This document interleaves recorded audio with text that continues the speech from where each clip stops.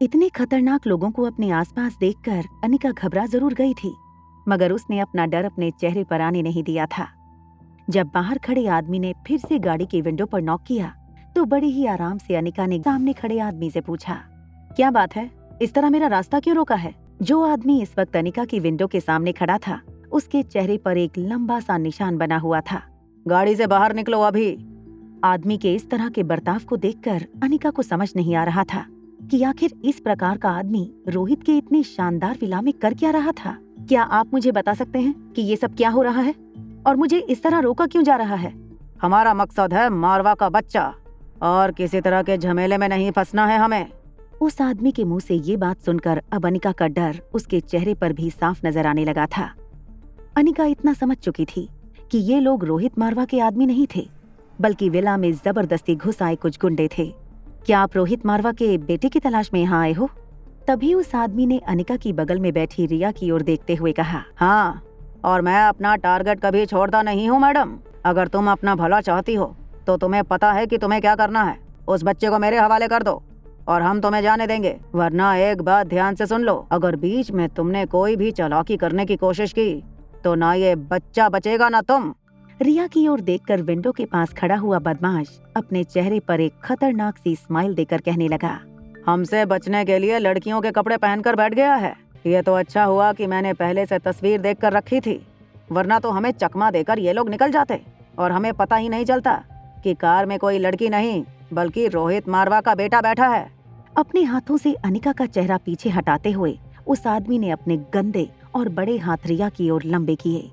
जैसे ही उसके हाथ रिया की गर्दन पर पहुंचने वाले थे, अचानक ही उस आदमी का हाथ जोर से स्टीयरिंग व्हील के बीच में फंसाते हुए अनिका ने इतनी जोर से मोड़ा कि उस आदमी की चीख निकल गई।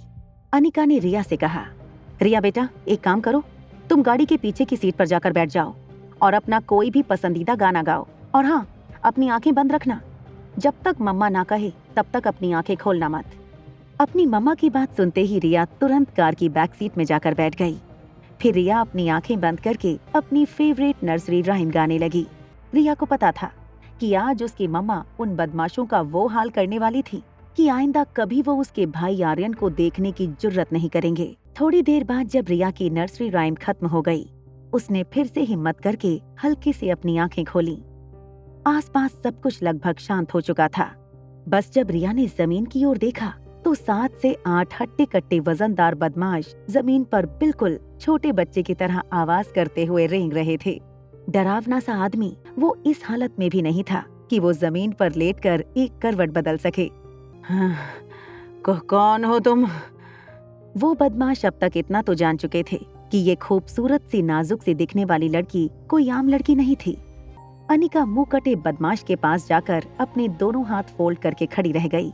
फिर उसे बिना देखे अनिका ने उससे कहा, मैं ज्यादा बोलूंगी नहीं और टाइम भी नहीं वेस्ट करूंगी, लेकिन तुम्हें पता है कि अगर मुझे मेरे सवाल का जवाब नहीं मिला तो मैं क्या कर सकती हूँ? इसलिए मैं जो कुछ भी पूछूंगी वो ध्यान से सुनो और मेरी बात का जवाब दो। जमीन पर लेटा हुआ बदमाश इतनी बुरी हालत में था कि अब अगर अनिका ने उसे जरा सी भी चोट पहुंचाई तो वो अभी अपना दम तोड़ देगा। क्या नाम है तुम्हारा? बग्गा नाम है मेरा। कहाँ रहते हो और तुम्हारी फैमिली में कौन कौन है? बग्गा ने अनिका के हर सवाल का जवाब देना शुरू कर दिया था। बग्गा के मुंह से उसके जवाब सुनते हुए अनिका ने अपनी जेब से अपना फोन निकाला और एक प्राइवेट वेबसाइट पर जाकर उसने कुछ टाइप करना शुरू कर दिया। थोड़ी ही देर में जमीन पर लेटे बदमाश की पर्सनल इंफॉर्मेशन अनिका की मोबाइल फोन पर फ्लैश होने लगी थी। जब अनिका ने मोबाइल पर फ्लैश हो रही बग्गा की सारी इंफॉर्मेशन उसकी आंखों के सामने रखी तो अनिका के मोबाइल पर अपनी पूरी जन्म कुंडली देखकर बग्गा हैरान रह गया। इस बार अनिका ने बग्गा की आंखों में आंखें डालते हुए उसकी तरफ उंगली से इशारा करते हुए उसे वार्न किया, हमारी दुनिया का एक उसूल है कि हम अपने फैमिली मेंबर्स को नुकसान नहीं पहुंचाते। अब इतना ध्यान रखना, रोहित मारवा या उसके बेटे को जरा सी भी खरोंच आई तो वो चोट चाहे किसी ने भी पहुंचाई हो, मैं तुम्हें नहीं छोड़ूंगी। मैं तुम्हारा क्या अंजाम करूंगी ये तुम सोच भी नहीं सकते। जैसे ही अनिका वापस कार में बैठने जा रही थी, जमीन पर पड़ा हुआ बग्गा अचानक अनिका को गिड़गिड़ाते हुए कहने लगा, तुम ये नहीं कर सकती, ये हमारे साथ अन्याय है। इसका क्या मतलब हुआ कि अगर कोई और गैंग रोहित मारवा या उसके बेटे को नुकसान पहुंचाती है तो तुम मेरे पीछे और मेरे खानदान के पीछे लग जाओगी। ये तो बिल्कुल गलत बात है। इतना तो तुम भी जानती होगी कि एक हम ही नहीं है जो रोहित मारवा के बेटे की जान के पीछे पड़े हैं। जमीन पर तड़प रही बग्गा के मुंह से ये बात सुनकर अनिका पूरी तरह हैरान हो गई थी। उसे ये समझ में नहीं आ रहा था कि उसके छोटे से बेटे के पीछे आखिर इतने खतरनाक गुंडे क्यों पड़े थे। नीचे पड़ा बग्गा अपनी बात को आगे बढ़ाते हुए कहने लगा, इस वक्त तुम्हें क्या लगता है मेरी अकेले की गैंग है जो इस मौके की तलाश में बैठी थी कि कब रोहित मारवा का बेटा उनके हाथ लगे? अभी इस वक्त तुम इस मारवा आउट हाउस में खड़ी हो। बिल्कुल इसी वक्त इस मारवा हाउस के आसपास और उसके अंदर कम से कम 4 या 5 गैंग इस बच्चे को उठाने के लिए इसका इंतजार कर रहे होंगे। कितनों से बचा सकोगी तुम इस बच्चे को?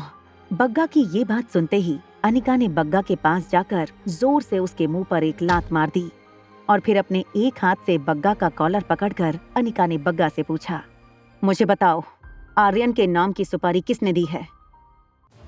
आगे की कहानी जानने के लिए देखें अगला एपिसोड सिर्फ पॉकेट एफएम के YouTube चैनल पर। और एक लड़की को देखा तो के सारे एपिसोड को सुनने के लिए डिस्क्रिप्शन में दी गई लिंक से डाउनलोड करें पॉकेट एफएम ऐप।